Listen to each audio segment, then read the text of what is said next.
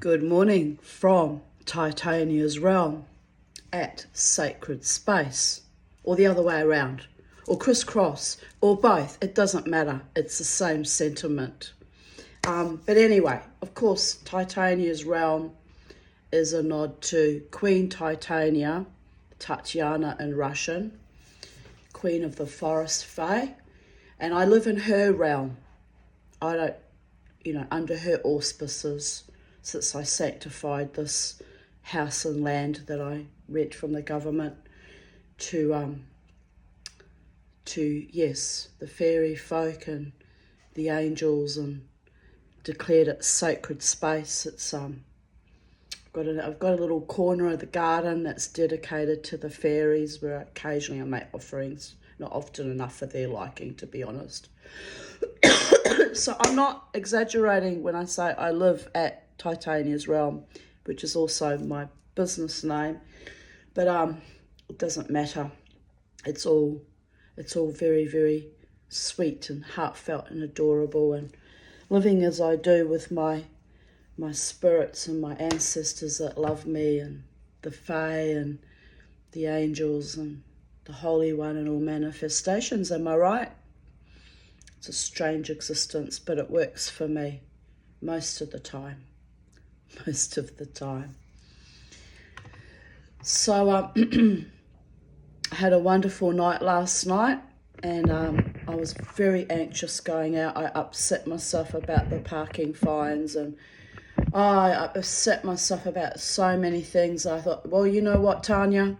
You just have to push yourself through your anxiety and your imagined phobias and feelings of, not quite making it in this world, and you're just going to have to push, like the Mustang Quay in the Ojibwa language that you are, and just get out there and strut your stuff, baby. So anyway, I arrived about 20 past 10, and I went to park in the car parks that I normally park in up in north of the Brooklyn Standard, and I had a good look at the parking situation, and I parked. And then I know that the meter closes at 10, but I just thought I'll just check the meterage out. It says it's only 3-hour parking.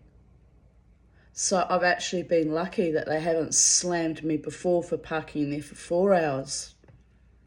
Anyway, I felt a bit sick, and I thought I can't risk more parking fines on top of the enormous ones they've already slammed me with, the evil bastards. So, which as I said, I'm hoping to get away with it when they investigate, because I paid for the park. Why would you pay for a park if you thought it was a taxi zone? If I knew it was a taxi zone. Like, I really thought I was legally parked, is my argument, but I don't know. It might not wash. They might not care. They might decide to be vicious, as people often are. But anyway, so I got back in my car. This is how anxious I was. I've been parking there for 6 months without any trouble. But I thought, oh, you know what? I just can't take any risks. I can't afford any more mistakes in more ways than one, darlings, not just with parking fines, but right across the board. Am I right? So I thought, oh, fuck it. So I got back in my car, hoping to get a park at Charlotte Street. No parks. So I kept driving round, round a couple of blocks around the city, and parked in the Uptown car park building, $11. God, I resent that $11. I really resent it. And not just that, but, it's a long walk it's not that long, but like 10-minute walk to the club. And it's not so bad going there, but coming home when you're exhausted, alone in the dark, going to your car, it's dodgy as fuck. Anyway, I was fine. I got back to my car safely, and but it was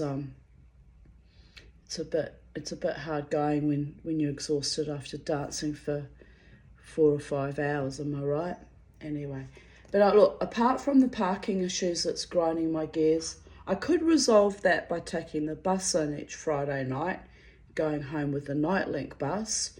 Then I don't have to worry about parking, but then I have to worry about waiting at the bus stop. The Nightlink bus can be dodgy as fuck too. And then getting home safe when I leave the bus to go walk to my home. And oh, you know what? It's 6 of this, half a dozen of the other. It's not that bad in the broad scheme of things. It'll get resolved. I'll just have to pay for the Myer Centre or Uptown Centre car park, and if I can't get street parking. But yeah, it's a worry. It's a big worry. Anyway, look, I surfed all that last night, walked to the club from the Myer Uptown Centre car park, got there, stood in the queue, and when I got to the front of the queue, Richard, the security manager, said, "You've been coming here," all excited. It was so sweet. He goes, "Hey, I want to tell you, you've been coming here for a year, every week for a year." I went, "Yeah." He went, "You don't have to queue anymore." I went, "What? Really?" He went, "Yeah, just next time come to the front of the line, and me or, I think his name's Freddie, not quite sure what he said the other security guard's name is, we'll let you in." I'm like, oh, that's a huge honour, by the way. That's special privileges. So excited about that, because I hate queuing. Doesn't matter where I have to queue, I've always hated it. But I did it because it's what everyone does. It's the culture of the place. So anyway, I'm happy, very, very happy and excited that next week when I go, I don't have to queue anymore, according to what he told me last night. So, yay! So I get these little special privileges, I think, in acknowledgement of the fact that I pour so much energy into that space, and it adds to the vibe, and we all have a fabulous time, and you know, I support the musicians and, you know, the bands, and I love them so much. It's my favourite bands. But to all the bands that play there, some of them I haven't supported because they play during the week, and I'm thinking about occasionally I might go and support Woody again, like I used to many years ago when he used to play at Irish Murphys. He plays on a Thursday night. But I'm not well enough to push myself too hard at the moment. When I left the club, Richard said, "You're coming tomorrow night, Tanya." Are you trying to murder me?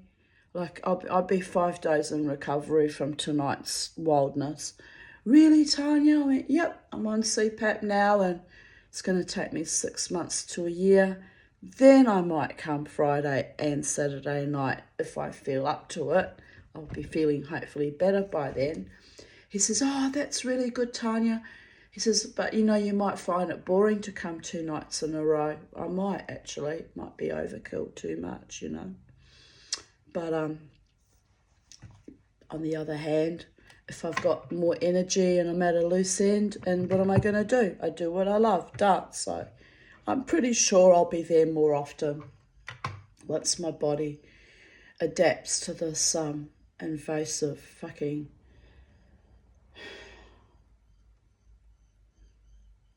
kind of nanotechnology in a way, isn't it? Oh, not really. Just forcing air into my lungs. I feel a bit in here, you know, a bit bloated, but I only had 3 hours and 17 minutes sleep last night. It's amazing I'm alive at all.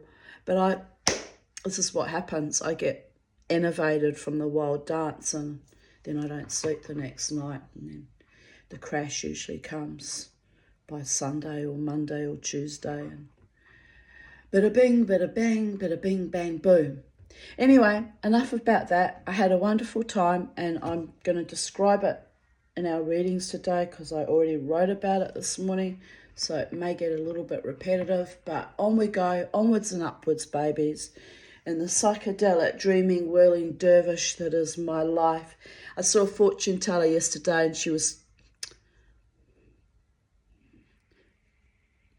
unbelievably got things so wrong. She says to me, "You don't have any joy in your life, and you sit in your house like a hermit, and you need to go out more, and you need to invite people into your home more." I took notice of that because I very rarely invite people to my home because I've had people in the past from the music scene, former friends and lovers who were vicious to me.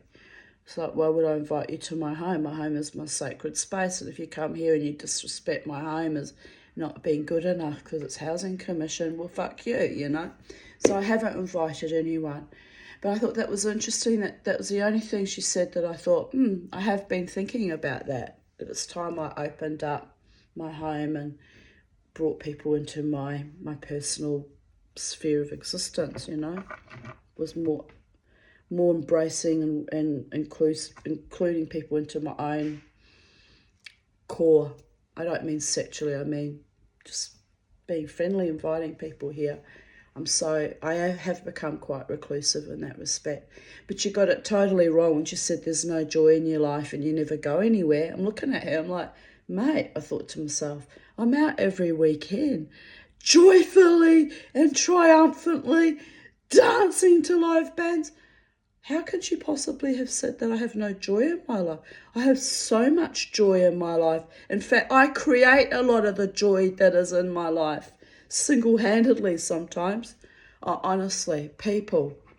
Well, anyway, she got that totally wrong. Anyway, I'm not going to go on about that because it grinds my gears. I'm so annoyed about it all that I just poured money into that, which was a mistake too. Too many mistakes. But life is like that. Sometimes you got to run with the Mustang or Slinky Malinky in the back of the line with the wolves, just protecting your tribe and owning your own vibe, babies. I am very much a wolf too. I have a wolf spirit protector. So, anyway, we carry on with today's readings. I mean, look, to be honest, if I saw my wolf in real life, if he was like in 3D reality, snarling and drooling, looking like he was going to eat my face, I'd be bloody terrified. But he is very protective, that spirit. Very, very protective. I love it. I love it a lot. And I'm grateful to my spirit protectors. It's funny though, which ones step forward. You know, sometimes it's in real very scary danger situations. It's even been an angel, which scared a psychic at Irish Murphy's. She said, how long have you had that angel with you? I went, what angel? I've never seen it. She said, there's a massive, gigantic, tall angel standing right behind you. Can't you feel it? And I was like, oh yeah, I can feel it, but I didn't know what it was. She said, he's 9 feet tall, Tanya. He's amazing. I was like, okay. And actually it was her that said to me, she said, he's telling me you should call on him if you need assistance. I went, I don't want to annoy the angels with my trivial bullshit in the pub back in the day, living the dream wildly in the Irish Murphy's pub. She said, no, he's telling me he's only a nanosecond away. Any trouble, you call on him. Anyway, it came to pass that I had to call on him. It was quite scary, actually. And yes, it got demonstrated that the woman, that psychic, was telling the truth. That night I called upon that angel and the whole club was cleared out of all the aggressors and the violent ones in -5 seconds. Even the security guard came and said, what did you do, Tanya? I didn't do anything. Well, it's true. I didn't do a thing. It's my angel. But you can't tell people that. They think you're batshit fucking crazy, you know. That's the problem. So only you on YouTube that watch my YouTube get to know about my other life, my supernaturally gifted and protected and guided life. So I've made a decision. I won't be spending money on fortune tellers anymore. If I want to know something, you know, I'm tapped in now. I just ask my angels or my guides and they can give me the information I require if it's necessary for my highest good. Am I right? Wasting money on morons that didn't even pick up that I go dancing every weekend. Tries to tell me I have no joy and I need to deal with all my traumas. I'm like, lady, I've been dealing with my traumas all my life. Anyway, in a weird kind of way, she was quarter of the way there, because rehashing all my traumas that come up in my memories every day for 365 days has been arduous. But however, we're nearly finished with that now. We're into the 10th of August, and I think I started it midway through October last year. August. 2 more months, 2.5 more months, 2 more months. And I'll be done rehashing some of the old traumatic stories, and I'll be able to bring in fresh new material of my experiential awareness when I'm out dancing, or encounters I have when I'm out and about in the world, and bring more light and positive stories, embody better stories is what I'm saying. So she was kind of on the right tangent, but got it wrong. Said, oh, you'll be dealing with this for the rest of your life, and unless you release it all, you're just going to be trapped, and it's going to block you from love, and blah, blah, blah. It's all bollocks. The only trap is the one that I create for myself in my own mind, from my own fears and doubts and anxieties. They're illusions. They're not based on reality, which I discovered that last night too. So the universe does have my back, and I'm grateful. By the gods, I'm grateful.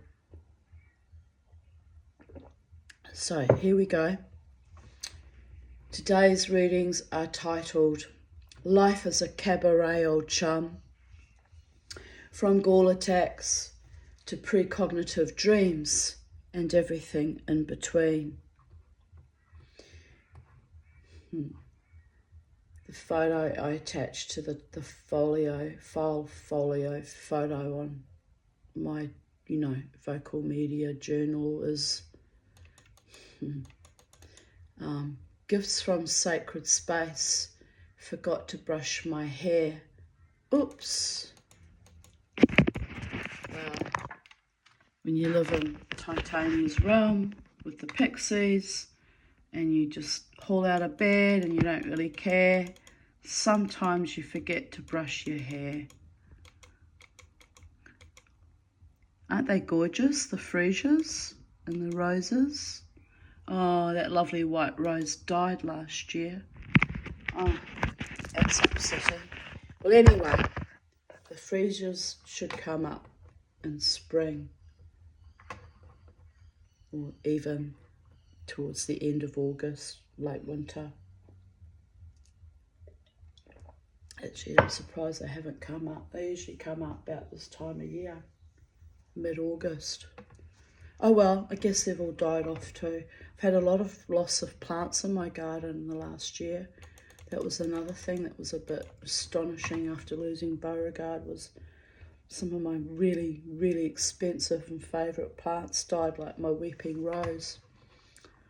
Still weeping about that one. Anyway, here we go. This is what I wrote this morning. 10th of August 2024. Last night, Friday night, was the 9th of August. When the night started at 11.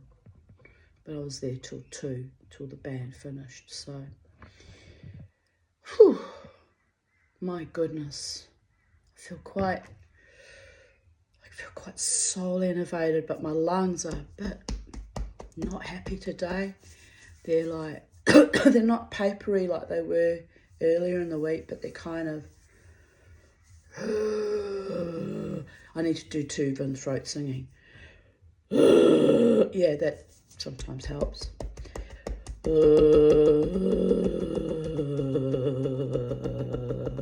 I know, glamorous and elegant, not, but you got to work with me, babies. Try not to die.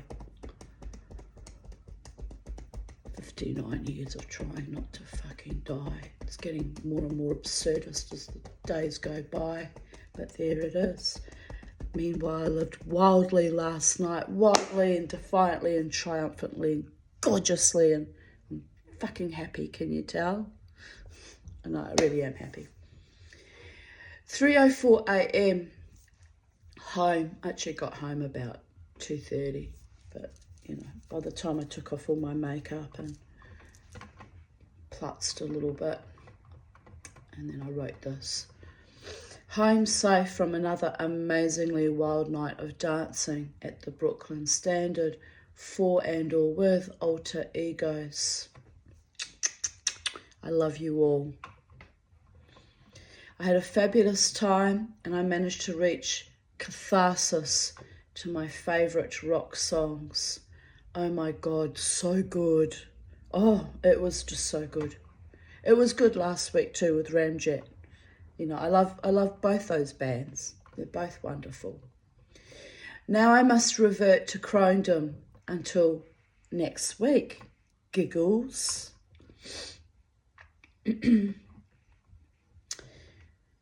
Awake after only 3 hours and 17 minutes sleep. Oh my God. Today is going to be weird. By that I mean I'll be super innovated because I'm sleep deprived and, you know, innovated. I danced myself right out of my body.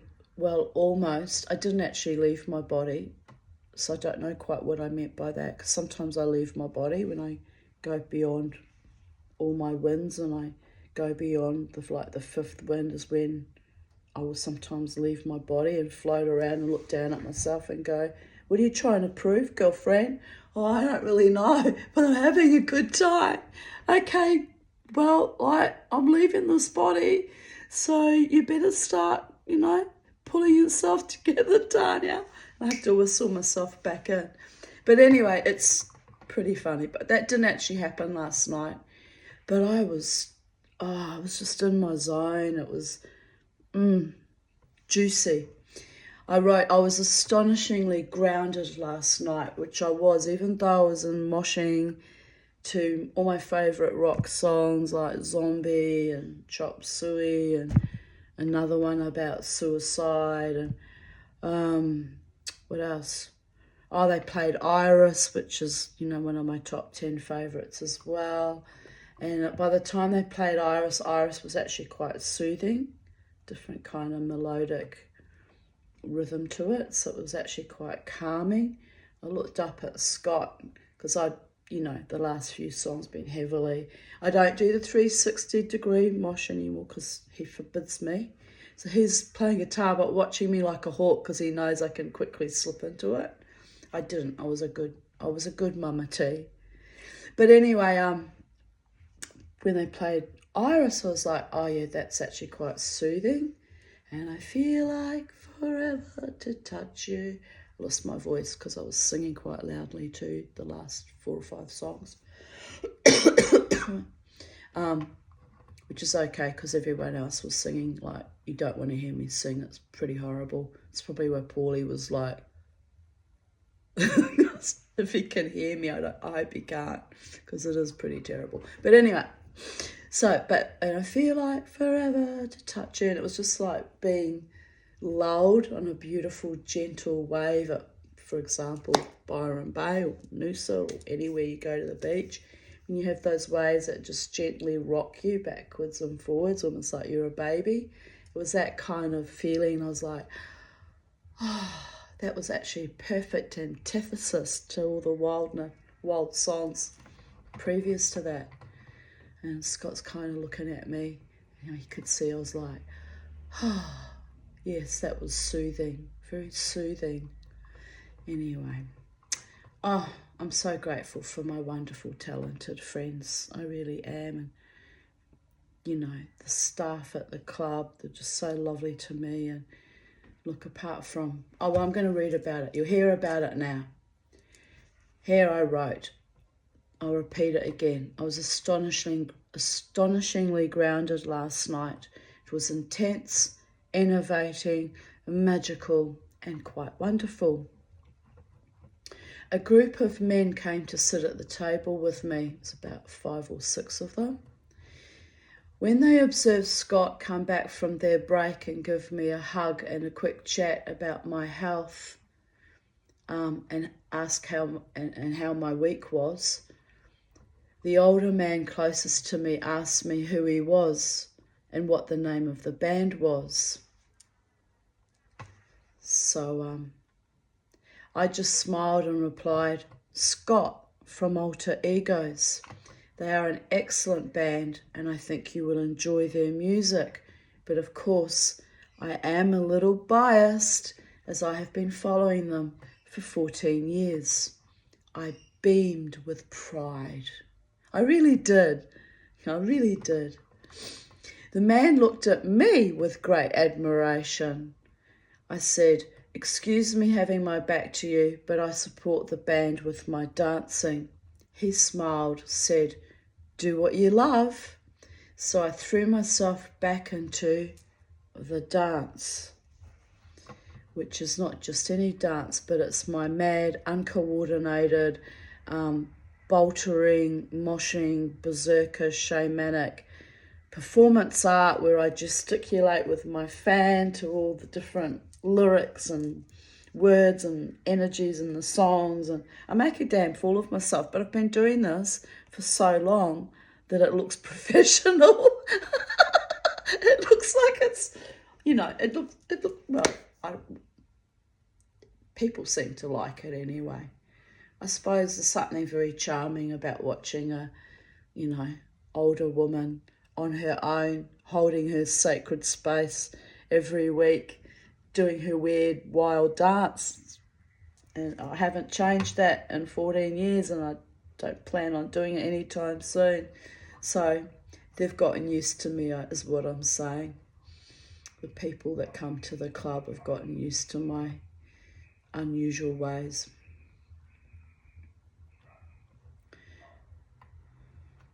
When I took off my glasses and top hat to mosh, because I have to take my glasses off or they go flying everywhere. I heard the men behind me all making moaning sounds of approval, which was a tad hilarious, but by then I was in my zone and I didn't really care. When the men left, the same older man said to me, they are brilliant. I nodded and grinned enthusiastically. I was glad they enjoyed the music and my participatory performance art. Some crazy young Irish woman climbed up on the seat. I tapped her gently on the back and told her to get back down. Then she did it again and actually fell on me, and her stiletto went into my lace skirt, but fortunately it didn't tear. But I was, of course, incensed about that because I love that skirt. I mean, oh my goddess. Drunk people, honestly. I said, honey, don't do that again, in this really deep, threatening voice. She came to sit beside me later in the night, trying to befriend me. I told her, I forgive you. But frankly, she was a pain in my ass, laughing out loud. She was running around wearing Hayley's beautiful sparkly sequin hat. So I told Hayley off later. I said, don't ever let anyone take your hat and run around with it. I said, that was so naughty. She said, I know, I was trying to get it back actually. Drunk people. That girl was mischievous. But anyway, look, she was Irish and she was wild and carefree, like the ancient Vikings and the ancient Celts. So I kind of get it, but don't jump on the seats and then fall on top of me. Oh, that ground my gears.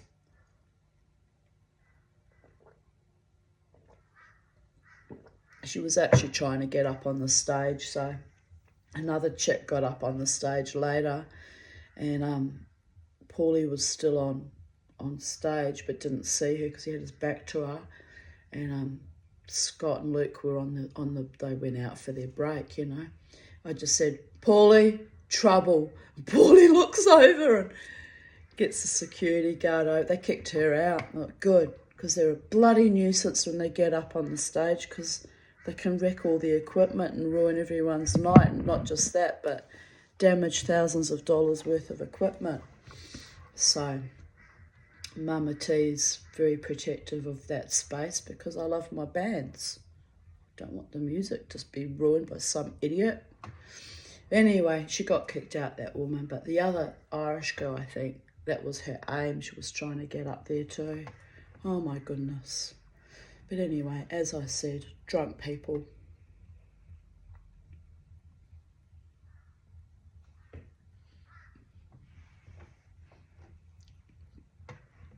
There's a lot of weird activity in the neighbourhood this morning. Anyway, where was I? Oh yes. But I felt extremely powerful having her trying to win me over at the end of the night. So I decided to be kind. She probably liked me going berserk to zombie, being Irish and all, laughing out loud. She had very, very beautiful blue eyes, you know, when she sat beside me and was talking to me. Very pretty little girl. Very, very skinny and very, very pretty, but off her head she was. Oh dear goddess. Oh well. Another man danced near me all night long, wildly, but he didn't impede on my personal space, so I was cool with him. Towards the end of the night, he grinned at me and said, "I love dancing," and I nodded happily. He really did. He had a wonderful time. He danced beside me all night, like not too close to me, but, you know, just alongside of me. Had a wonderful time. And I thought, yes, I'm happy when people do that, when they don't invade my personal boundaries and press up against me or grab me or just be an almighty pest, like fall on top of me. No, he was a lovely younger man, you know, probably in his late 30s, early 40s. I liked him. He was very respectful, knows how to, you know, stay in his own zone and his own personal space too.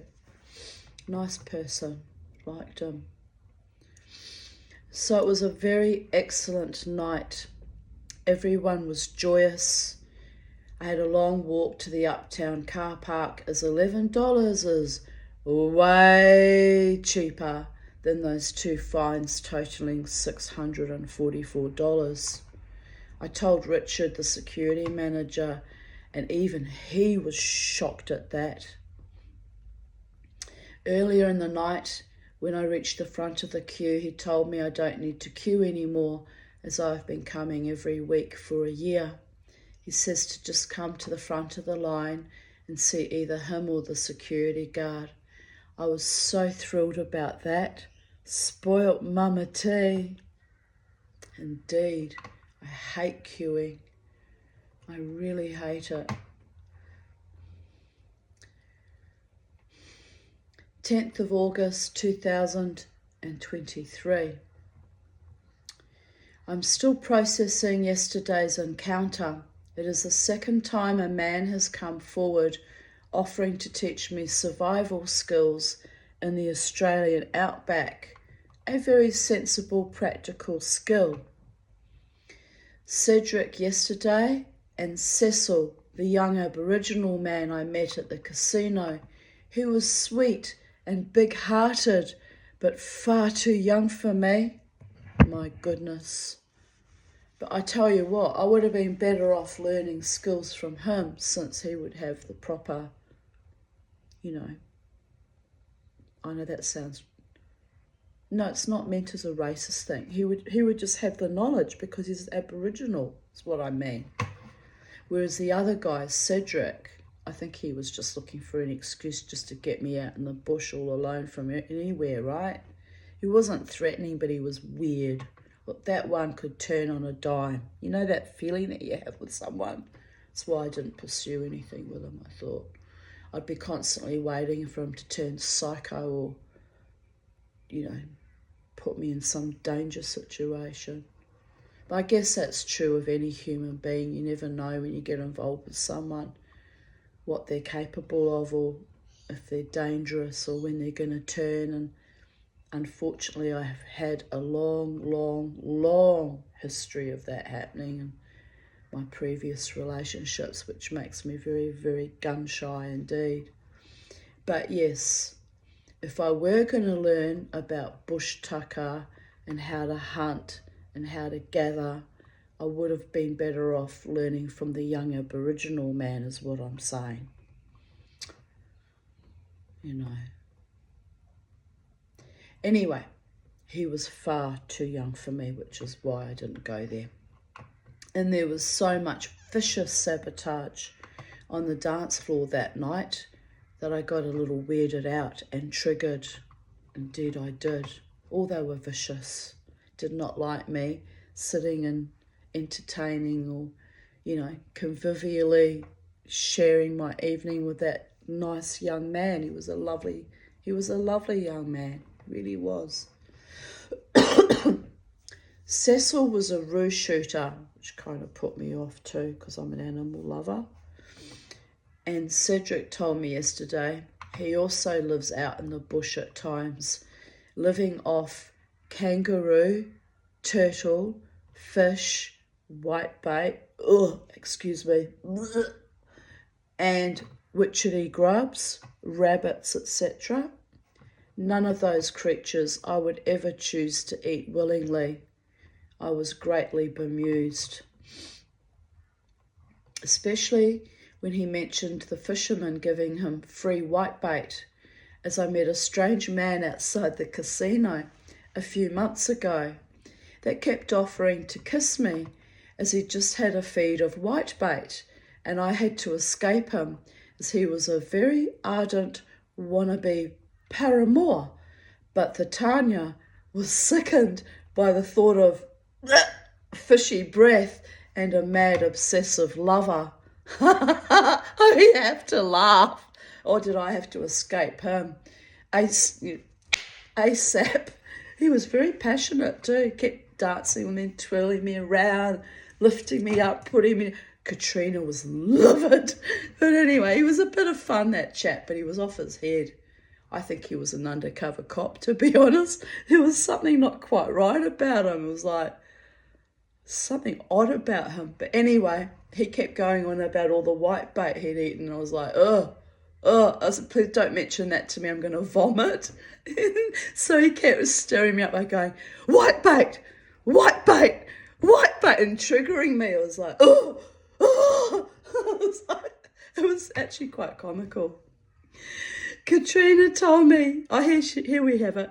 Katrina told me he was an undercover cop, which made perfect sense as he was intelligent and very fit and strong, and even hoisted me up over his shoulder. And I'm a chunky mama. I weigh like 89 kilos at the moment. Back then I was like probably 93.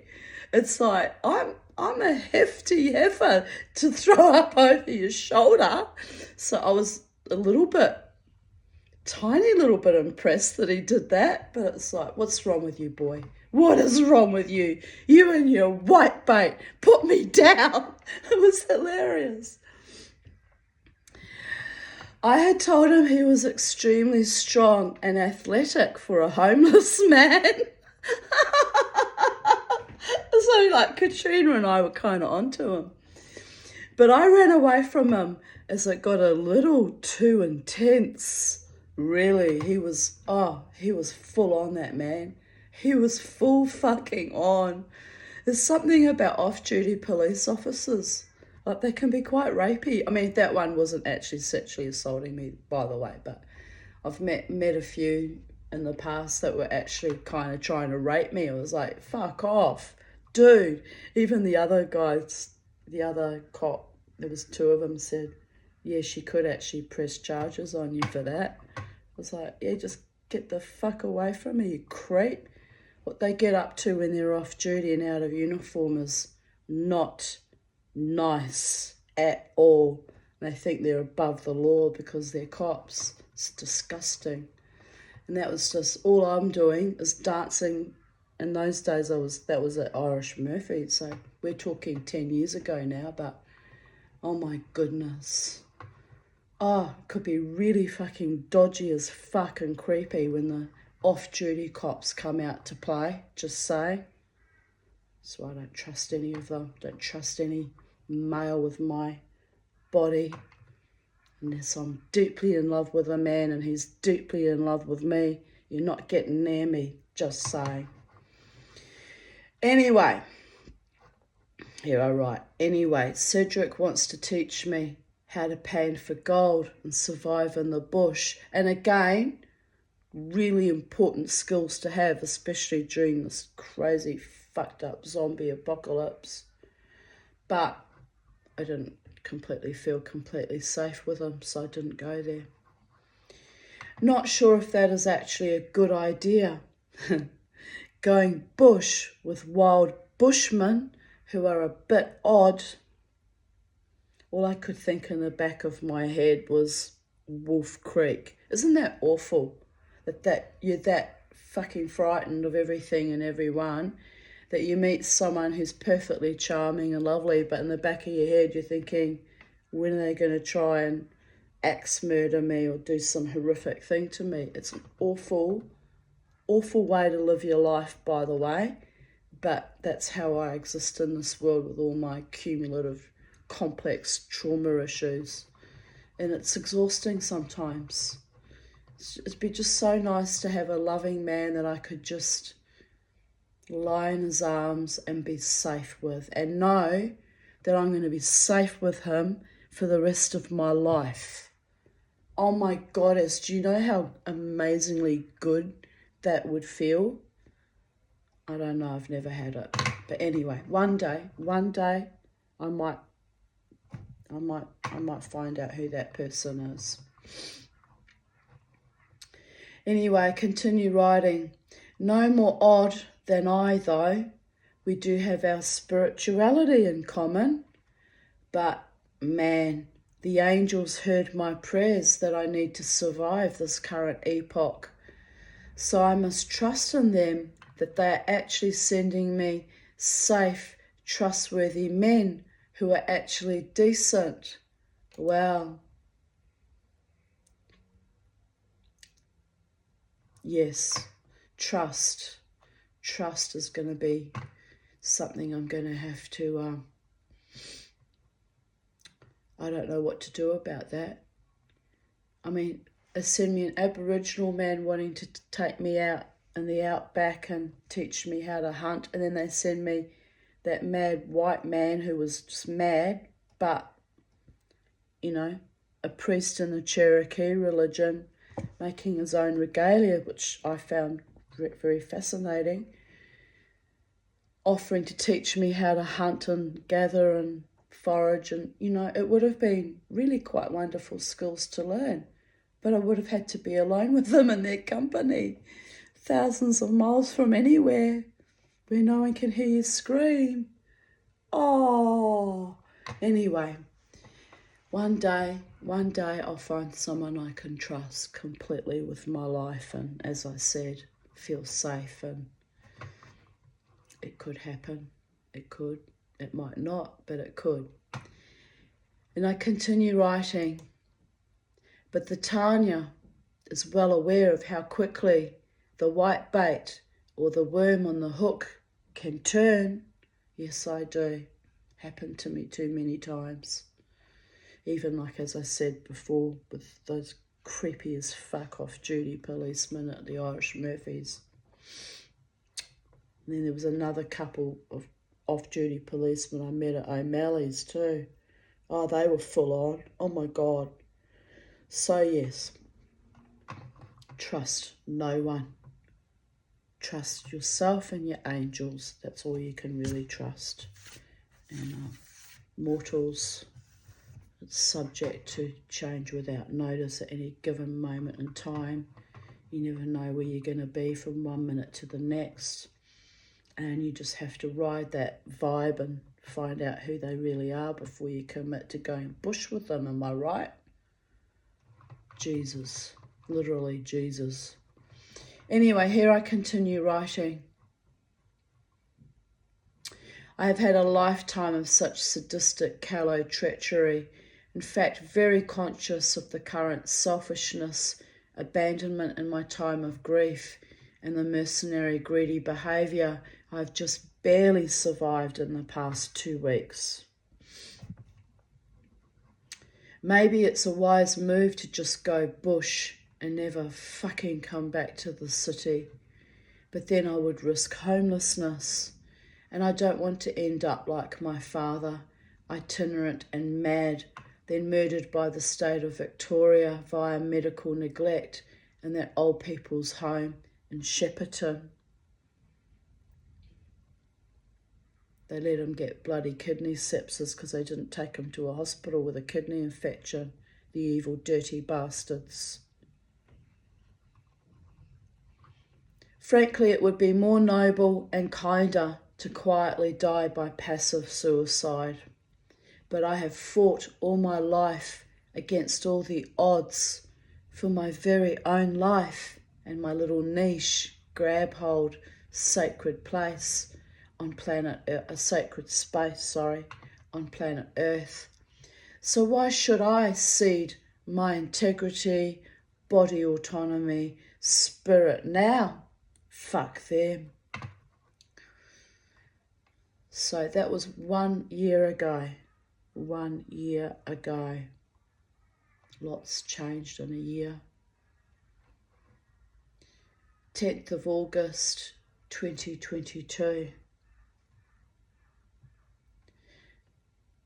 It's been another beautiful, warm, sunny day. I sat in the garden for a while with Charlie and Beauregard, then took them for a walk. When I got home, I polished up my copper sacred space sign on my front gate, which I've now painted with, coated with Protector Clear, so I don't have to polish it anymore. It's wonderful.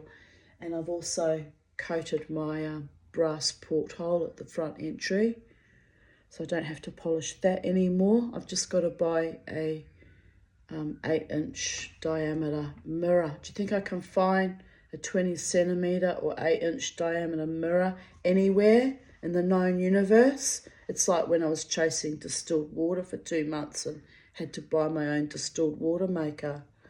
Well, I don't know how to make my own mirrors, or I'd be doing it, because it's driven me nuts trying to find the right size for that porthole. So I'm thinking when I do finally find one that's the right diameter, I'm going to have to buy 2 or 3. So there's spares, because it always goes manky over time with moisture getting into it, even though I sealed it really thoroughly. I know I did a thorough job of sealing it because I had trouble getting the manky mirror out. So I did seal it properly, but it just, I don't know, the mirror just goes rotten over time. So I'll have to buy, 2 or 3, so there's spares, because it's so hard to find just the right size mirror. It's driving me nuts. Anyway, first world problems. In the broad scheme of things, it's not that important, but it's just niggling little jobs that I want to complete that are driving me nuts. But anyway, the porthole is beautifully coated and it looks very professional. And then I've got to do the brass Nagakanye that's on my front door as well. Clean her up and protect her with Protector Clear. And then I think I'll probably do the Nagakanyes that are screwed on the end of my 4-poster bed. Those 2, do them as well. And then done. I'll be done. Won't have to do all the polishing all the time. So that'll be a relief actually, because it's a big job. Then I went to throw the glove I was wearing for the polishing into the bin and discovered to my surprise that the parcel with my new Doc Martens had arrived and was left beside the banana trees not far from the double gates. I almost missed finding them. Like, that was just crazy. They just chucked them out at the front gates. I wouldn't even have thought to look for them there. It was lucky that I happened to have needed to throw that glove out. The courier must be afraid of my dog or just unbearably lazy. This is the second time a parcel has just been dropped there. Oh well, no harm, no foul, although I couldn't understand why the tracking said they were with the courier since yesterday. They must have been out there since then, or it came while I was on my walk perhaps. Anyway, I went right in to try them on, fearful that they might not fit, but all is well. They fit perfectly. Actually, they don't. They're a little bit too big, but they're not real Doc Martens. They're just they were sold as real Doc Martens, but I know they're a knockoff. Anyway, they weren't terribly expensive, so I'm not bothered by that. I haven't even worn them this winter. I should be wearing them because I'm losing weight, and if I lose much more weight, they'll be way too big, and I'll have to move them on, and they're brand new. Hardly wore them. I think I've worn them once or twice. But anyway, it is what it is. I've got such big feet that if I have boots or shoes that are too big for me, my feet look like I'm wearing clown shoes, because it just gets ridiculous. I'm very self-conscious about my big feet because I'm only short. All my father's family were all well over 6 foot tall, and then I end up short with big feet and big hands. It's like, what the hell? Well, they stunted my development with all the abuse, didn't they? I was probably meant to be 5'10" or 11, but they jiggered me right royally, didn't they, with all the trauma issues. That's probably what really happened. Anyway, we won't worry about it. 5'3", less than that now. 5'2 3/4. Schmaltzy, schmaltzy, schmaltzy poo, eyes of blue. Gotta just make fun of it. It's not all that serious. Here I responded to a memory from the 2nd of August 2010 where I wrote, "Rain, rain, go away, come another washing day." I was all geared up to wire brush the chairs, give them a new spray painting, but no dice. Too wet, and now I have to wait for dry weather. It's also annoying because I wanted to poison my pesky bindi weeds back in the days when I actually did put poison on this land, but I haven't since then. Actually, I stopped it because I don't want poisons on this grass or land. I want all my edible landscape to be as close to organic as I can get. Oh well, if this keeps up, I'll be bindi hopping this spring, summer again. Yes, I will. I do it every bloody year now, so I won't put poisons down.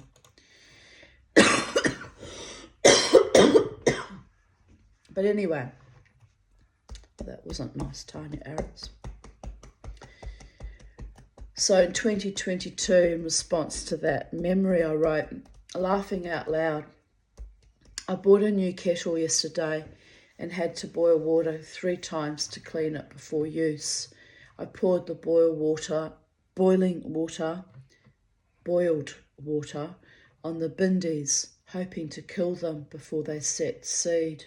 Didn't bloody work. They survived the boiling water.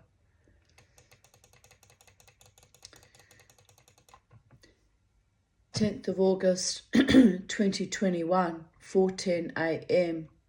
I woke up consciously aware of my manic denial of our current epoch of a zombie apocalypse, but smiling through the pain and horror because out of the smoke and ashes of the old world, a new one is already breaking through the cracks and unsteady ground. In the silence, you can almost hear it breathing. That was 3 years ago. But you know, the elites have tried to slam us with bird flu and other malfeasances, so keep breathing, people of Earth. They're not going to stop. They're not going to stop, and you have to hold your line and be fierce and, and determined and courageous.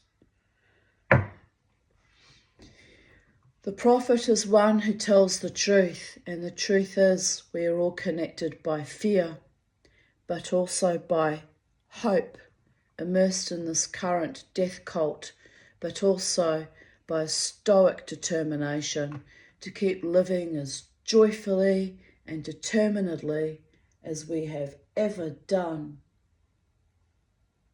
We have the opportunity with every breath to co-create a more loving, kinder, supportive world. It's our only modus operandi. We need each other. We need to show up for ourselves too. Our planet, our animals, birds, insects, marine life need us to be aware, to be holy, to be whole, and to choose life by being kind. I'm grateful to see this new potential pushing itself out into the burning, scarified old life, to see the wisdom of our earth, to see the regeneration of our generation. But it's time I slept for a few more hours.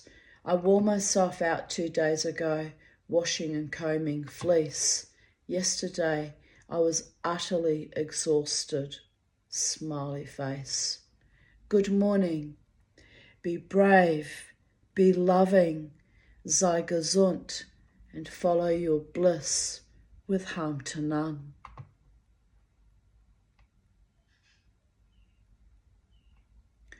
I shared another memory. In memory of Hilda Ahrens, 10th of August 1988 at Wellington, New Zealand.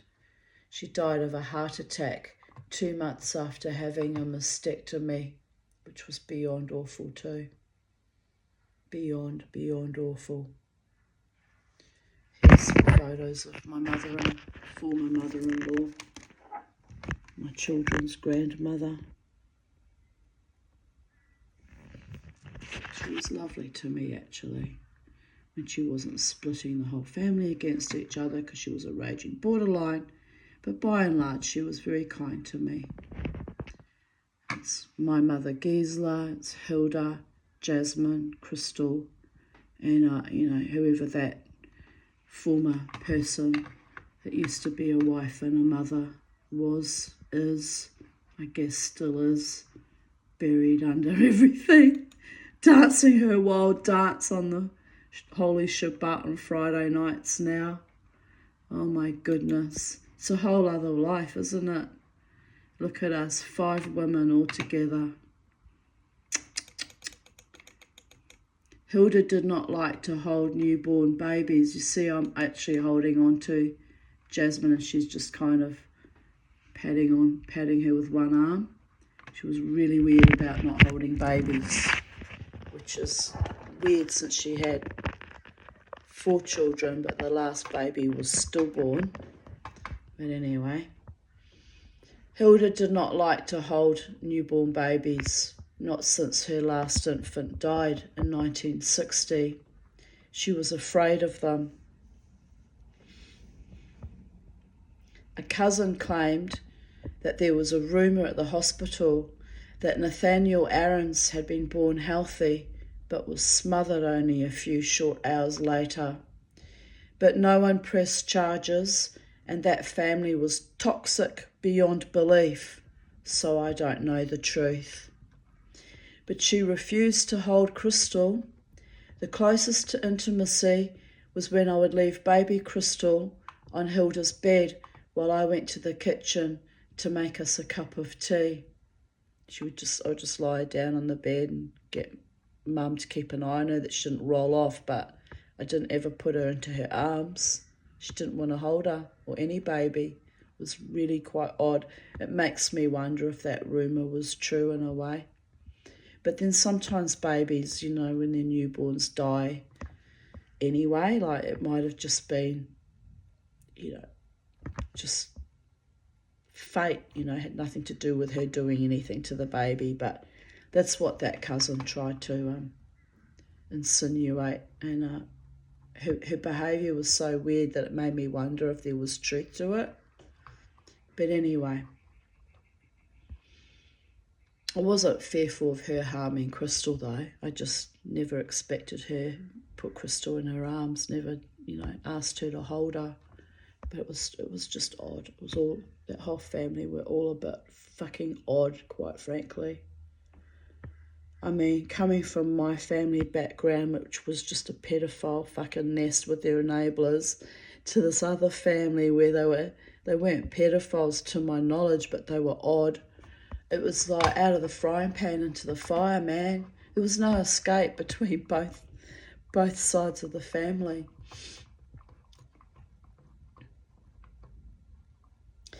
In the lounge, Harry's large old lazy boy leather chair was rocking by itself. I had thought my mother-in-law was crazy with grief until I witnessed this with my own eyes. She actually yelled at me and told me not to breastfeed Crystal while sitting in his chair. And I said, why, Mum? She said, because he's a dibbock and I don't want him invading the baby. And I was like, I thought she was a bit fucking nuts. And until this particular time when I went to make her a cup of tea and I witnessed the chair rocking by itself. A big, heavy, lazy boy chair. There's no way it could just accidentally, be rocking like that so vigorously as if a person was actually in it, moving it. So I just went, hi, Mr. Aarons. Just making a cup of tea. I'll be out of your way soon.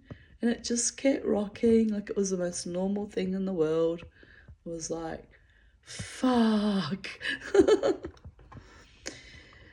So, big powerful spirits on all sides of my family tree.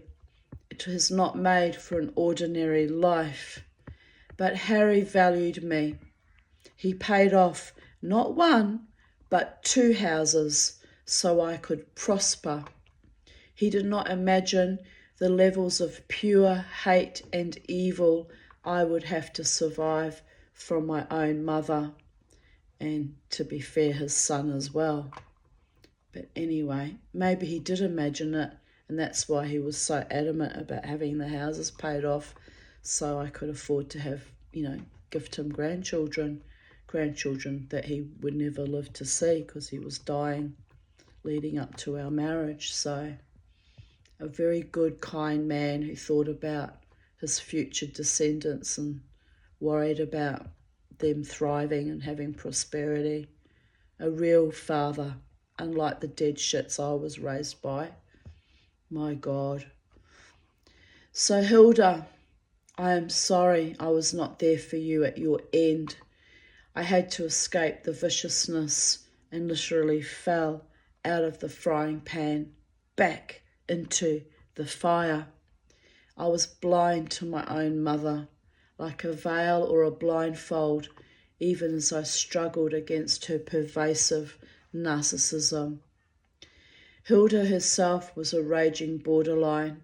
It made life rather fraught, but I did love her, even though she could not be trusted. She did do right by me and my children, which I cannot say about my own mother. So in that, she was a fine mother and a decent woman. She was a hostage to Shirley's narcissism and Jacques' vicious, dull intellect, psychopathology and greed. Wherever my mother-in-law is, she knows I was not greedy or vengeful.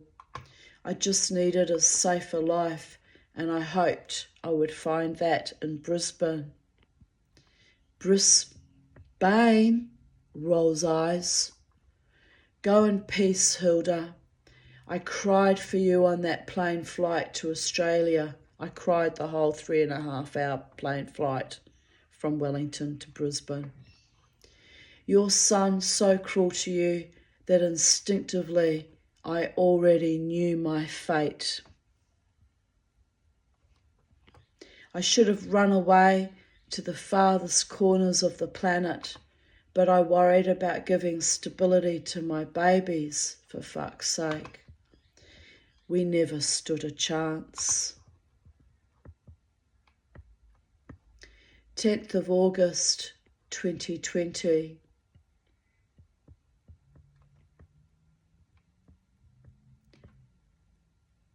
Good morning from Sacred Space. It's just a few photos of Beauregard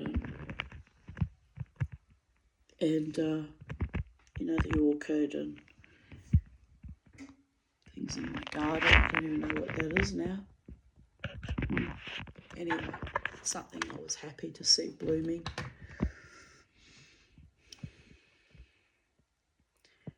I shared an article from ancientorigins.net.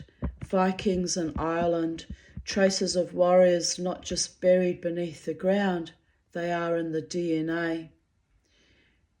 The Vikings may have only been present in Ireland for 3 centuries, a drop in the ocean compared to its long and dramatic history.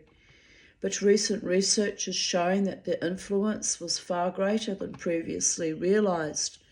New DNA studies show the true extent of the genetic infiltration of Vikings in Ireland.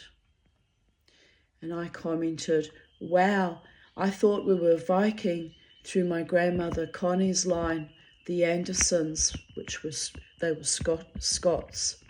But it seems very possible we could have Viking ancestry through the Phillips line, hailing from Dublin. Interesting. Watching Little Birds on Stan, fabulous, darlings. It is based on Anais Nin's short stories. Then I shared a meme. Ancient lovers never forget the echo of each other's hearts. An ocean of lifetimes may pass, but still, in the end, your heart will guide you home. And I replied, yeah, whatever. But I did have the ghost of a dead homeopath psychopath haunt me. So it seems he finally recognised after death that my love had been real. Small compensation for all the suffering he put me through, especially colluding with my mother and Buck Shearer. My eyes are bloody burning. Oh, it hurts. Shut this curtain a bit. 3 hours sleep, so my eyes burning, blurring. I have trouble. It's not good. It's not good. But anyway, I carried on writing. Evil bastard. We're referring to David Davidson here, by the way. But I attracted so many evil bastards in my life. It was crazy making. But I kept my sanity, barely, and my honour and integrity. A proud, strong, beautiful woman who no man loved enough to choose. Shit happens. I have survived even the calibre of my own love. Barely. Maybe I am stripped bare like Lady Godiva, riding through my own horror like a queen. Let those whom had only ever evil intent towards me turn to stone. Oh wait, mixing metaphors, that was Medusa.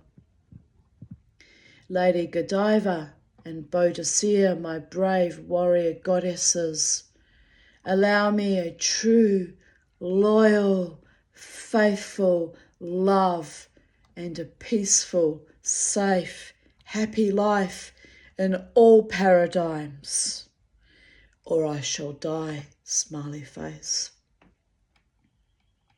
What year was that? Let's go back. 2020.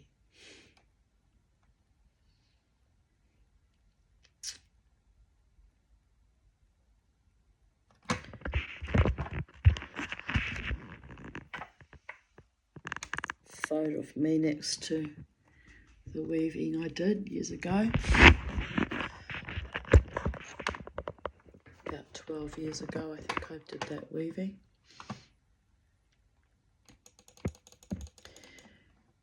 10th of August 2019, 2:15 a.m.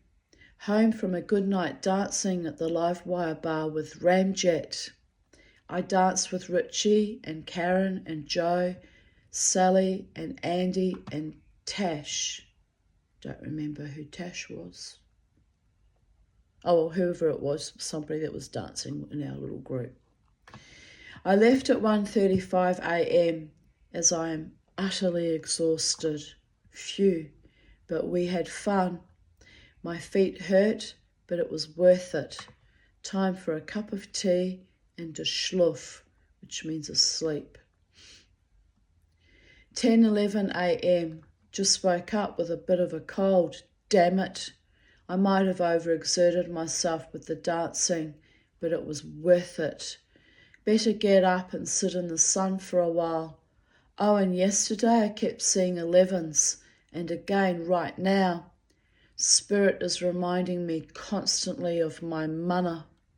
Cheers, thanks a lot, Spirit, but this meat body is still healing itself, so try not to drive me too hard, yeah? There was a lot of love in the room last night. I soaked it up like a sponge and shifted that energy like a sparkling angel. And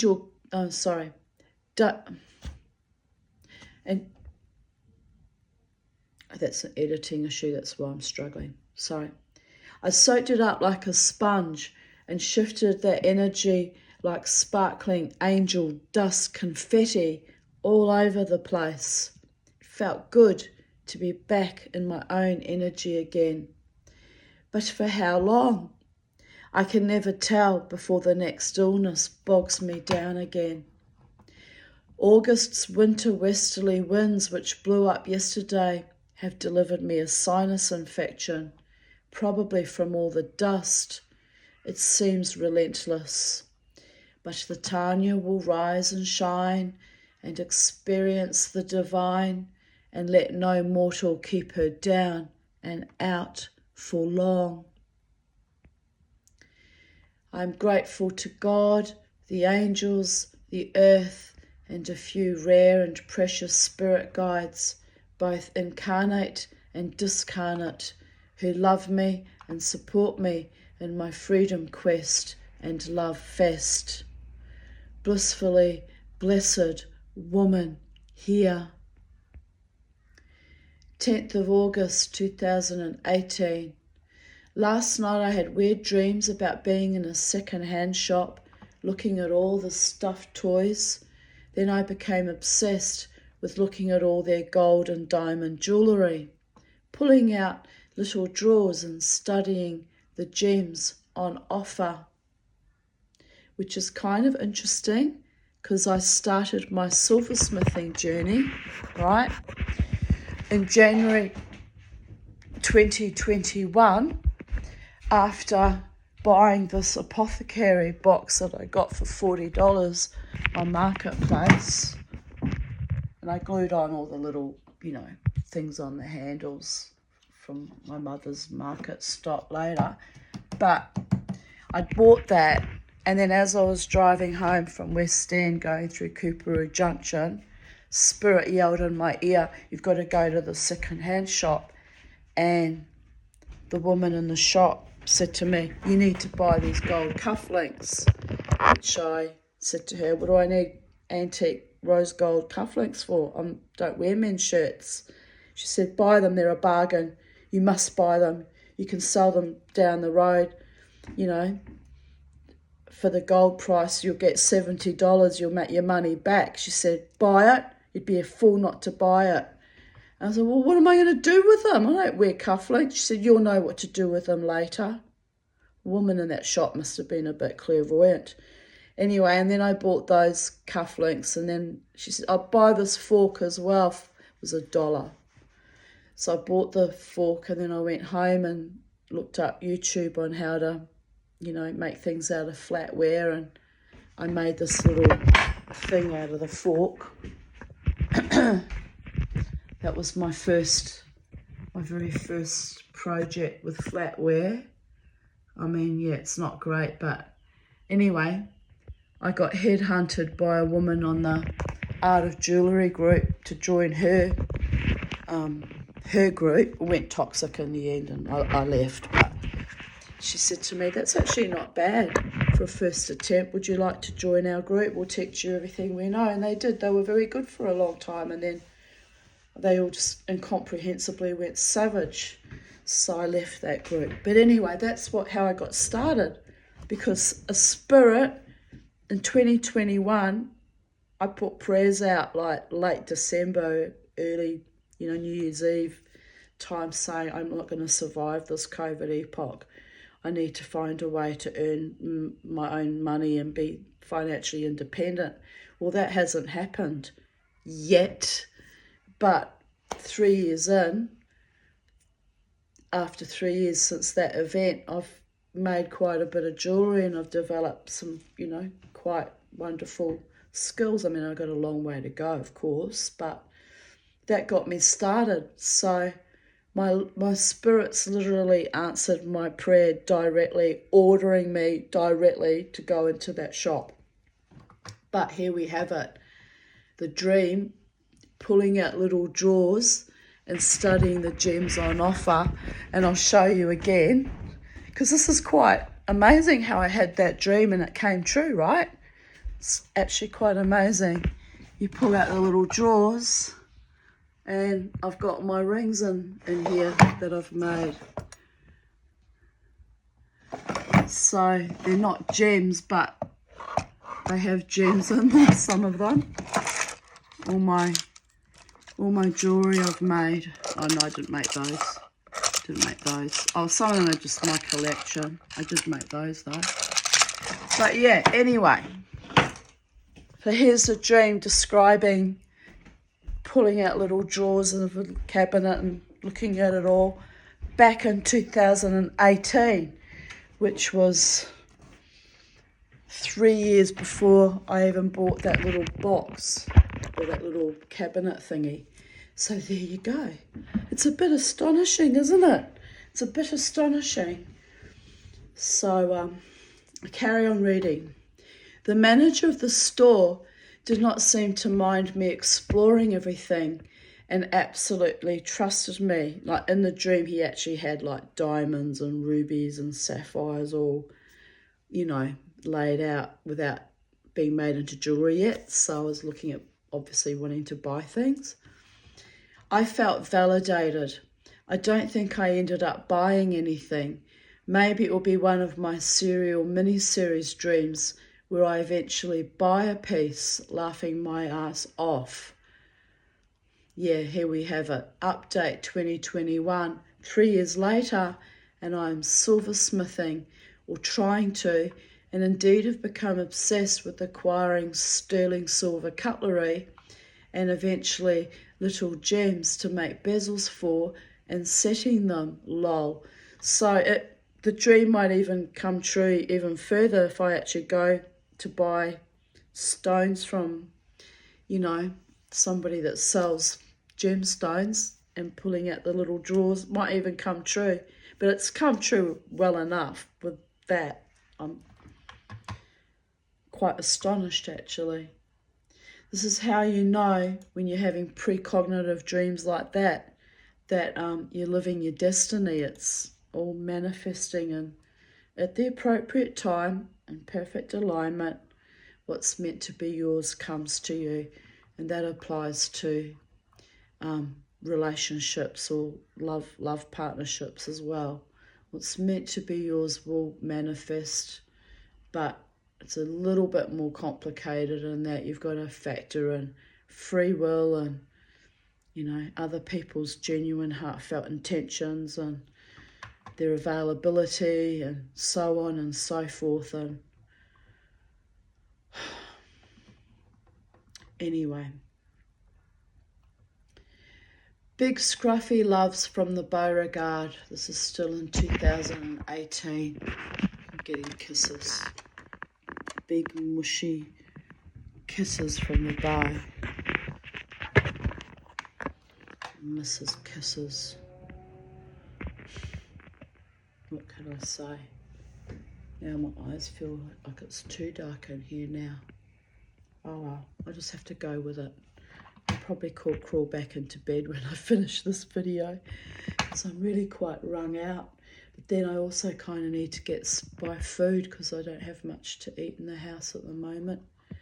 Oh, well, anyway, onwards and upwards, babies. Tree of life in my cup.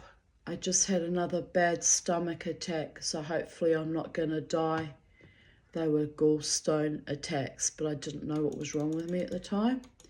But yeah, interesting things in my cup.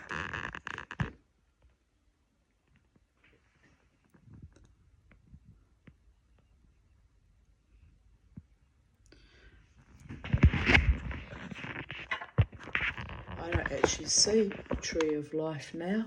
I see what looks like an Indian chief with the big headdress on, the regalia on, and some people underneath that look like they're having a fight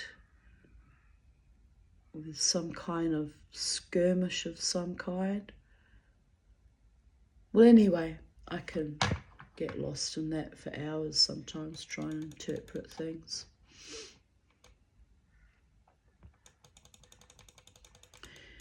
10th of August 2017. Beauregard has spent the morning vomiting. It has given me quite a scare. He seems settled now. I put some apple cider vinegar in his drinking water, but he has not had much to drink, but it may have helped somewhat. Probably not, but anyway, I didn't know what to do. Poor little bugger. In the end, it turned out to be a spleenal mass, didn't it? For fuck's sake. Now I'm having a hot flush, all the upset and memory of that. It is such a pretty day watching the world going down in flames. The sun is shining. What will it be like to never see the sun or birds or my dog and cats? To never feel fresh air lightly caressing my face? To drink fresh, clean water? All because of two spoilt little rich boys. A day worth dying for? It was prophesied that Trump would be the last US president. Now we know why. Well, they got that wrong, didn't they? For fuck's sake, all those doom and gloomers peddling fear all the time. Oh, they make you sick. But just for today, I will plant my garden of delights, breathe, and wait for the gods of righteousness, the holy messengers of the supernal, to beam us up along with Scotty. As you know, the God of Israel protects our earth. Does he though? Does he really? Always has, always will. Trump and Kim Jong-un, you will be stopped. That is my prayer, my hope, my kadima. Well, it didn't come to that, thank goodness, but I think at that point in time we were all worried that it was going to be a full-blown nuclear war and they were going to press the red buttons and we were all going to be potato chips in an instant, which is still a terrifying thought. You know, these idiots that we keep electing have just stop it. Just stop voting for these fucking idiots. But anyway, what can I say? The world is full of craziness and dysfunction and so many idiots with too much money and power that are dangerous children and just should not be in charge of the nuclear codes, just say.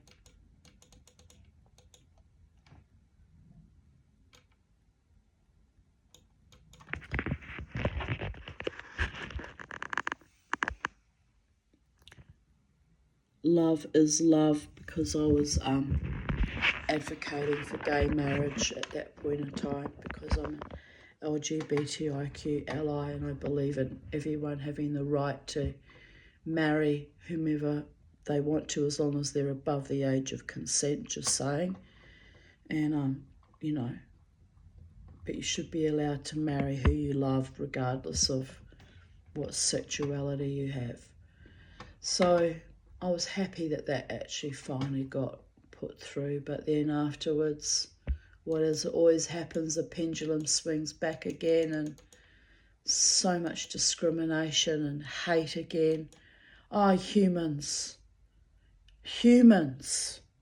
honestly, you just, between the nuclear codes and your bigotry and hate, you make me a bit sick, quite frankly. But anyway, let's be happy. I had a lovely time last night mixing with the humans, apart from the young lass that almost fell and ripped my skirt apart, but we did fall and almost ripped my skirt apart. Apart from that one annoyance, I had a wonderful time. So let's focus on the joy and not spreading the oi. Here I posted a lovely photo, still in 2017. Not a cloud in the sky, and the fact that you're looking up into the trees means I was lying underneath it in the hammock, enjoying the wintry sun. You can just make out Charlie sitting on the branch, eating corn cobs because I'm alive and I can. Ha! Another one bites the dust.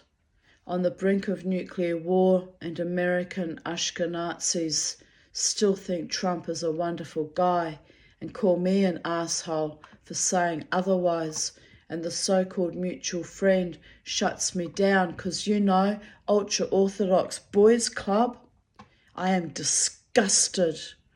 But when we all melt in the next fusion, it won't matter who you voted for, you fucking morons. Nuclear radiation does not discriminate against gender, race, religion, or politics. Fuck off, deadbeats. Also, destroying our beautiful blue planet for what? For two men's vanity and ego. Dear Goddess. 10th of August 2016. I am an end-state trauma patient, which means that rather annoyingly, at a relatively youngish age, 51, I've taken to waking up around 4 or 5 every morning, wide awake. Thank God that stopped. That used to grind my gears. So I got up to make a cup of tea, turned off the living room light. I heard the power come on around 4 a.m. They must have struggled as the trucks and mail noises have been out there since 1ish.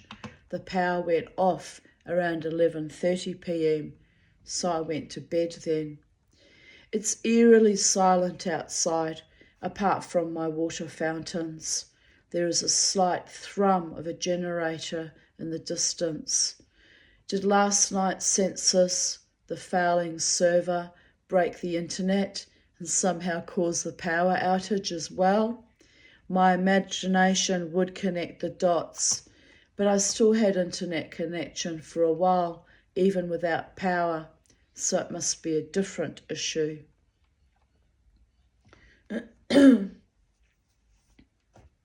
I had to walk Bobo out into the garden to pee, as it was cold and damp with dew, and he hates the cold grass.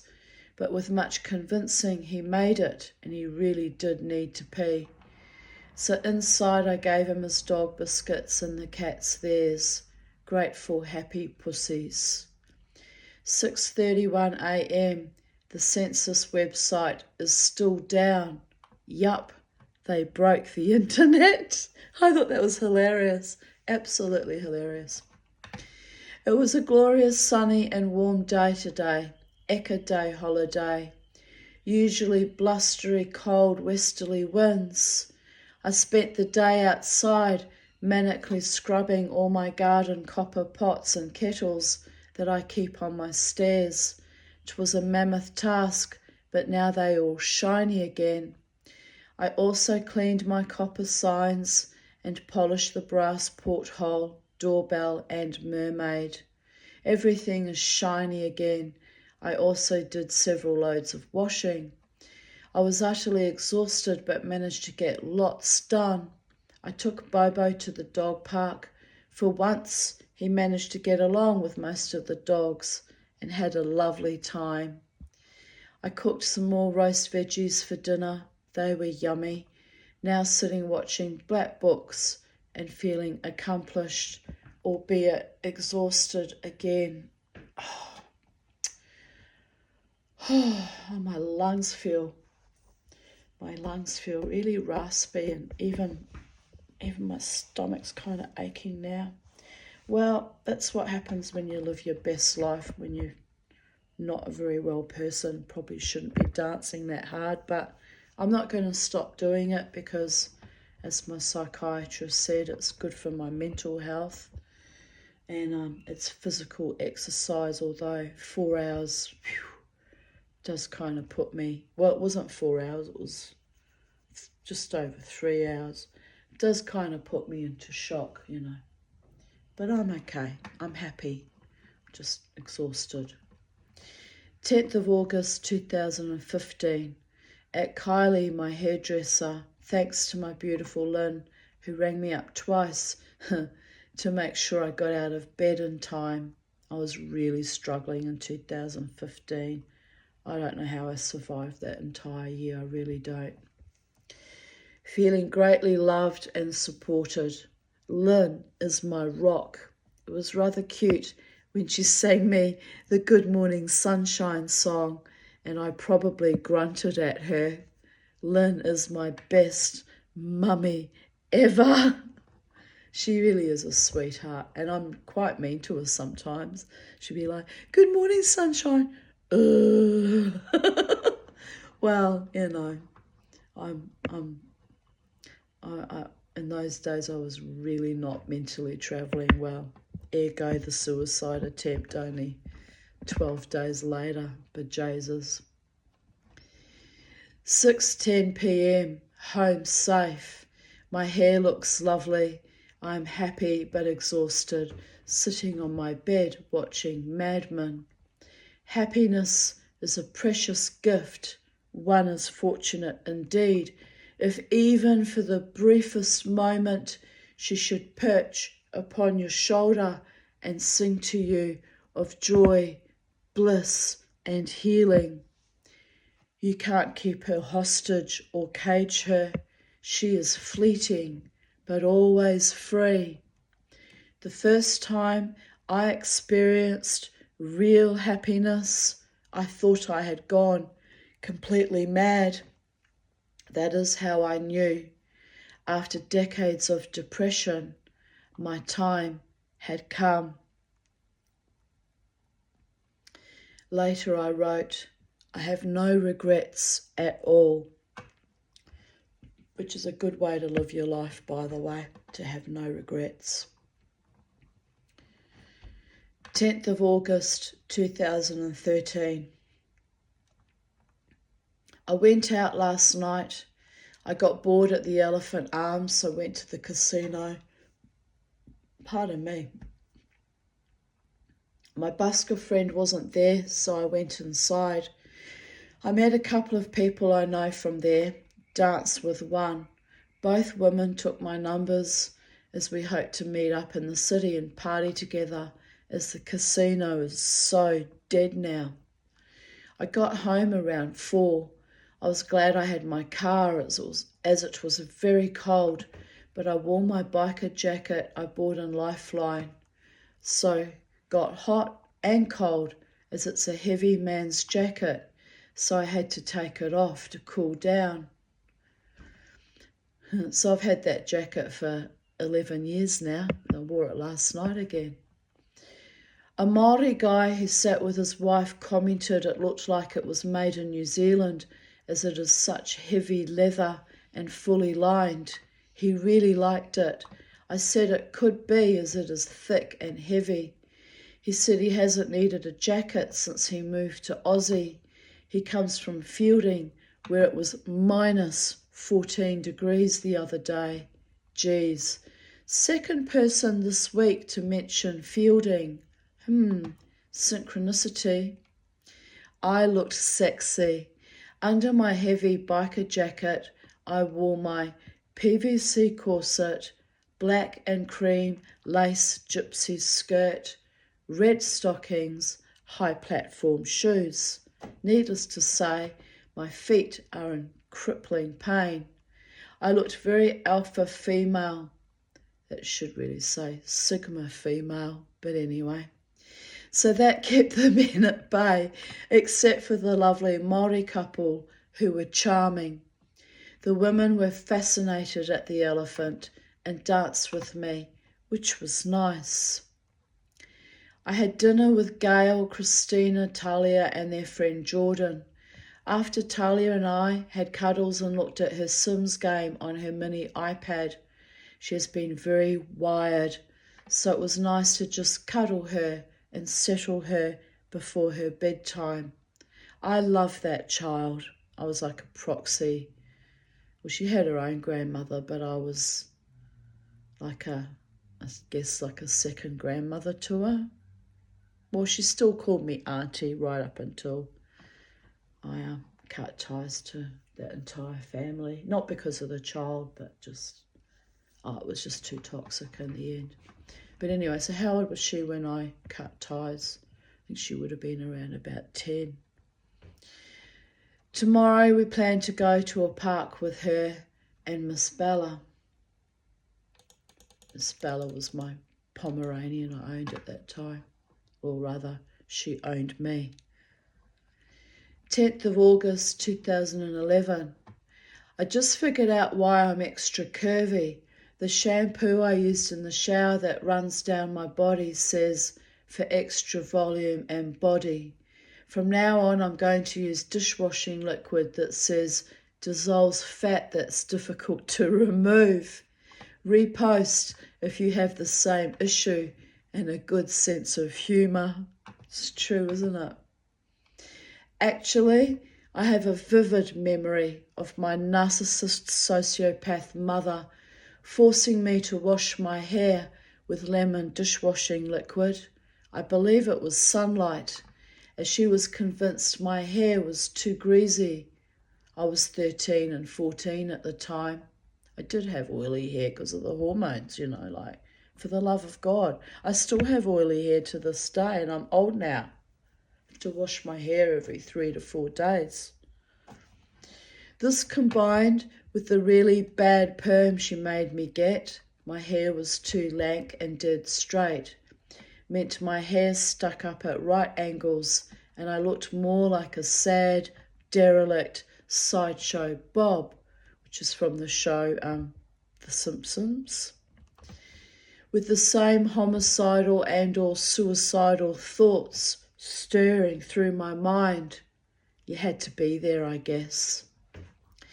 Sunlight dishwashing liquid killed the oil, killed my hair, killed my joie de vivre, killed my individuation from that evil psychopathic bitch.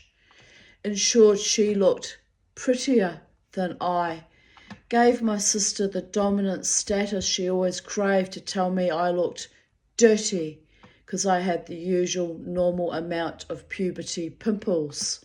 And there goes the rest of my tenacious T sanity.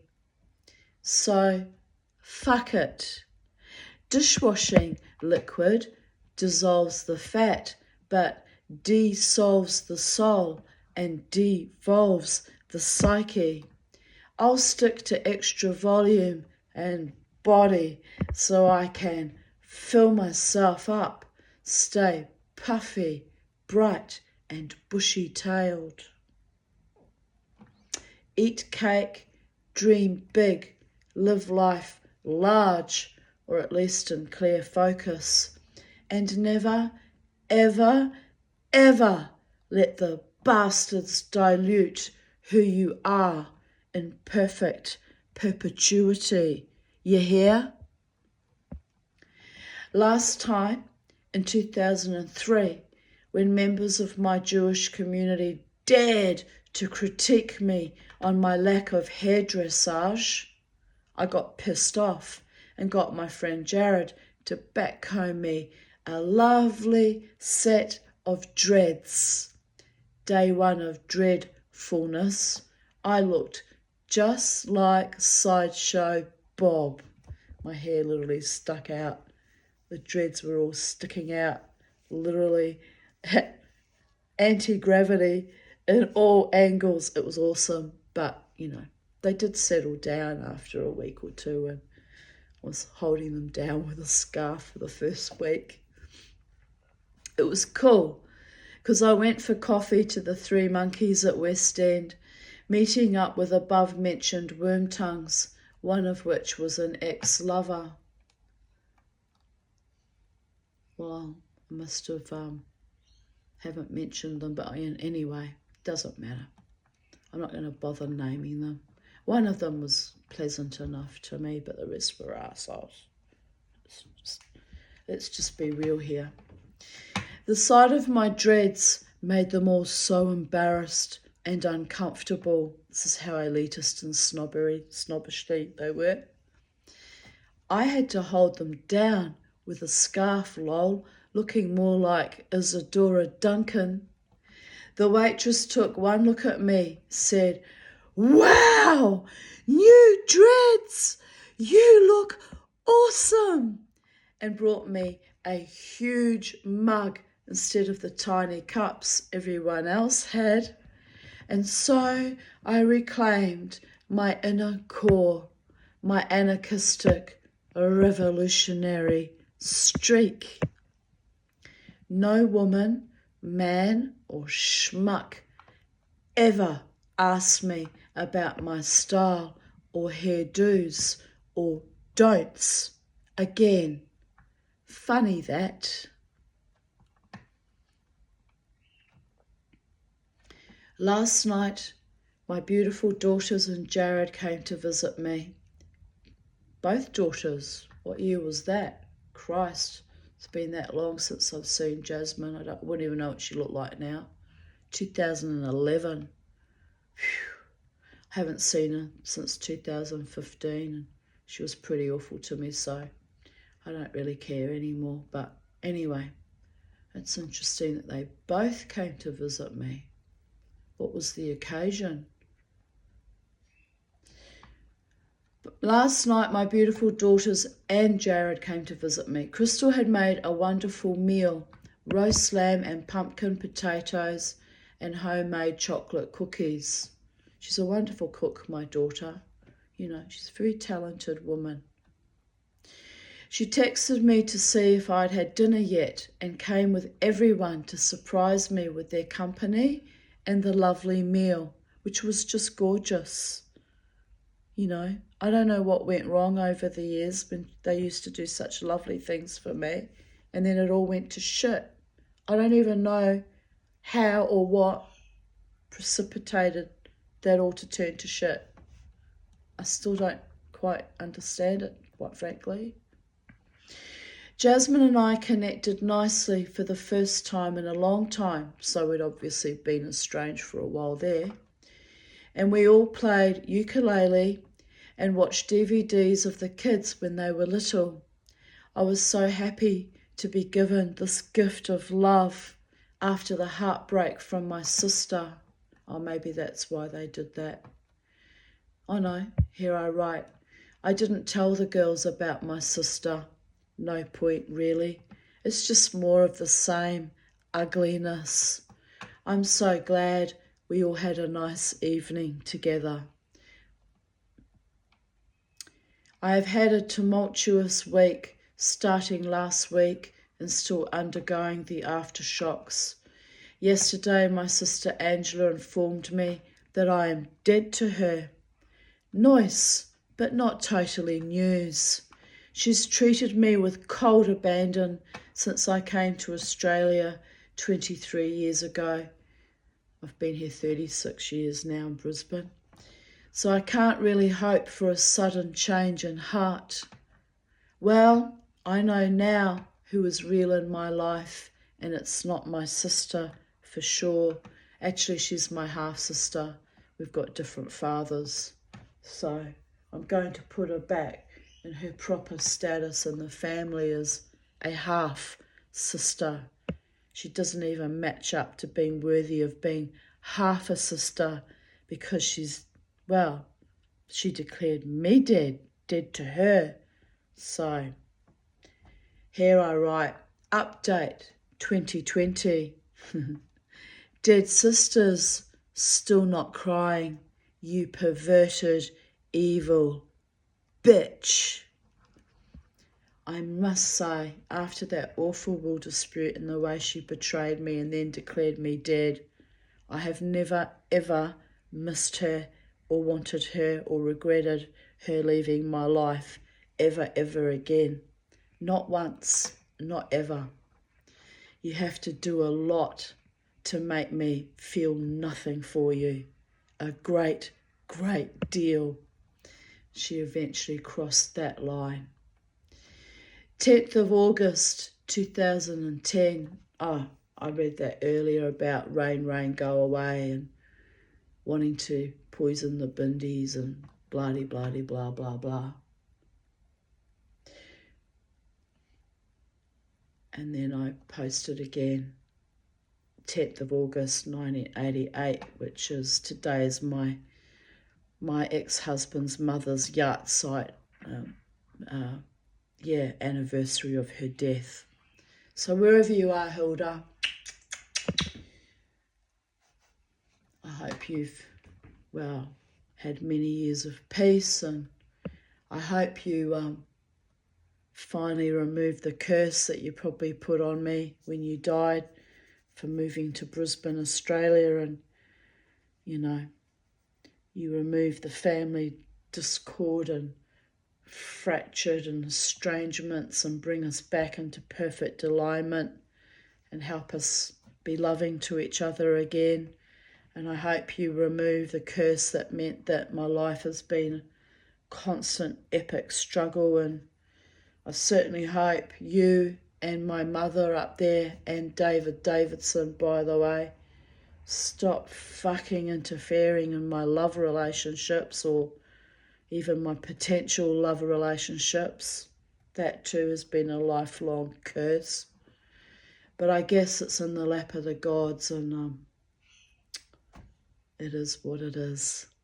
But I rejoice in the sweetness and the love and the affection shown to me again last night at the Brooklyn Standard by my beautiful friends and alter egos, and on alternate Fridays, Ramjet, and, the staff, and, the regulars, and some other lovely people that come and go out of that space. I've been very much loved and protected and cared for, and I am grateful and I am happy, and I love you all. And thus concludes today's readings of Even Date, and just keep dancing, playing your music, serving up those amazing drinks, and whatever your speciality is, whatever your contributions are, keep living your best lives, babies. To you all. Bye for now. Much love from Sacred Space at Titania's Realm.